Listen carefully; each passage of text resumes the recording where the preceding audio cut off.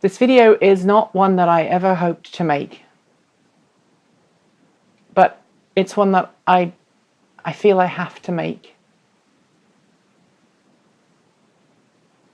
You don't know me. You don't know anything about me. But I know you. I don't know your name. I don't know where you live. But I know that life was pretty tough for you. So tough. That this afternoon, as I was travelling down I-84 westbound towards the centre of PDX, you decided that life was too much. And you jumped off the Northwest 12th bridge onto the fast lane of the westbound carriageway of I-84.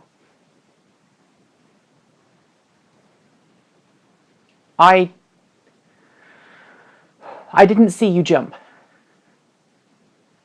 I saw a sea of brake lights ahead of me. And in fact, I nearly hit the car in front. But the strangest thing is, instantly, immediately, I became aware that someone had died. I guess that was you.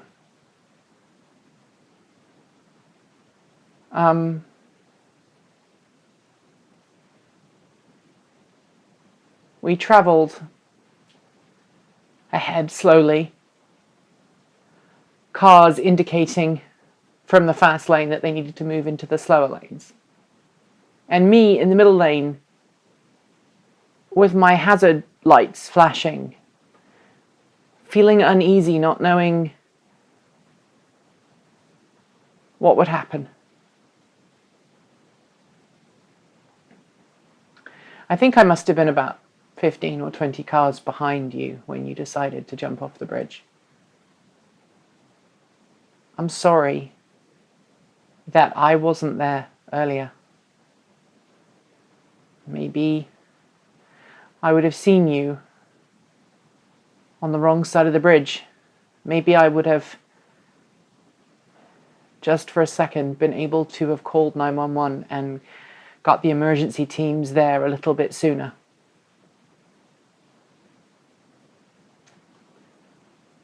But I didn't.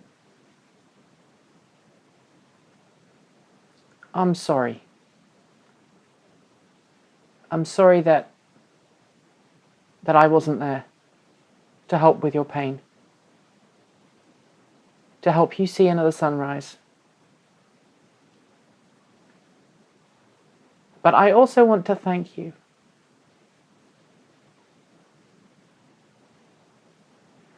Because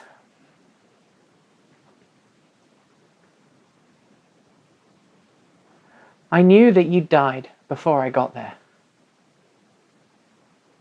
But when I drove past, you looked like you were sleeping. You were still. And I think you were at peace. I don't know what led you to make that decision, that final decision.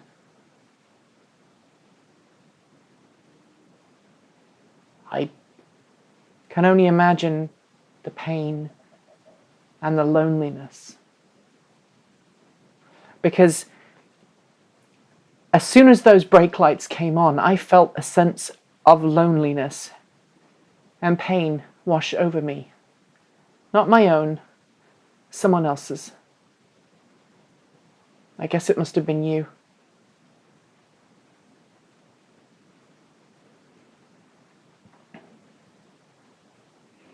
But at the same point,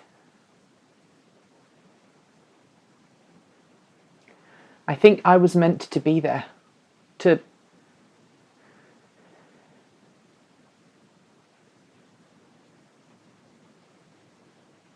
to witness. Okay, I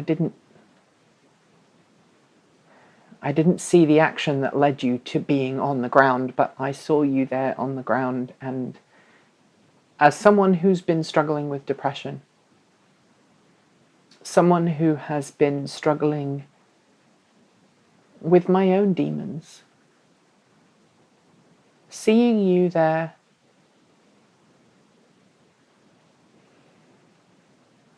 well,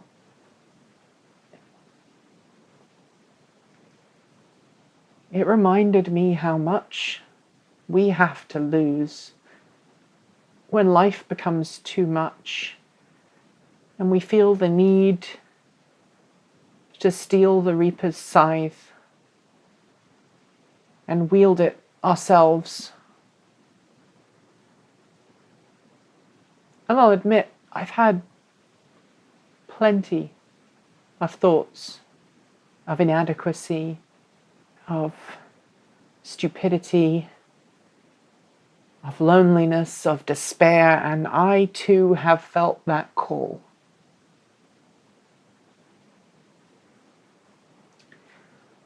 But today you showed me that that is not the solution. I cannot thank you enough. I can't put it into words because I have no words to express my sorrow for you and my gratitude for you. I'm recording this video in the hopes that doing so will help me deal with what I experienced today, but also perhaps, maybe, your family will see this and know that you did not die completely in vain.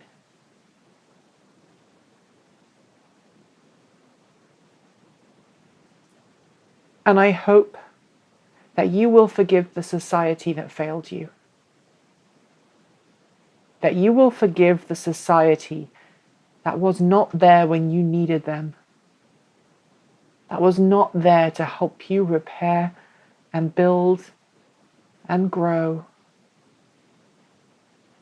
I don't know anything about you, your job, where you lived, who your family were. But today, I and others, we mourn your passing.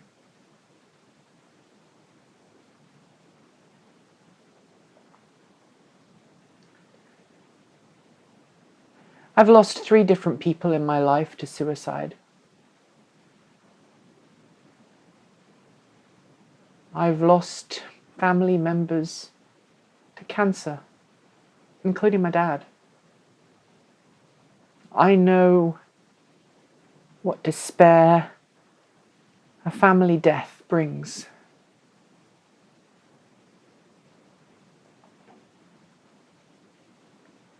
And I know that calling. And I know how unfair it is when the Reaper comes calling for the ones you love. I can only imagine how it feels to willingly run into the arms of death. How lonely and scared and frightening that must be.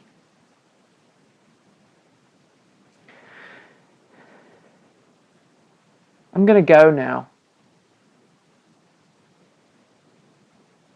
because I think I've said everything I need to say. I'm not religious. I don't believe in God or afterlife. I believe we're made of stars. And the atoms that make us up go on to form other things way, way, way into the future.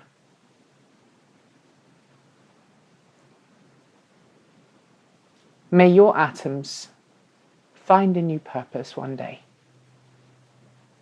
May you rest in peace. And may no one ever have to feel like you again. And to everyone who's watching alive, this is our charge. We need to care, to love, to hold those vulnerable close to our hearts and hold their hands and give them hope and show them that there is a future. My family is full of mental health issues, or rather, my family is normal.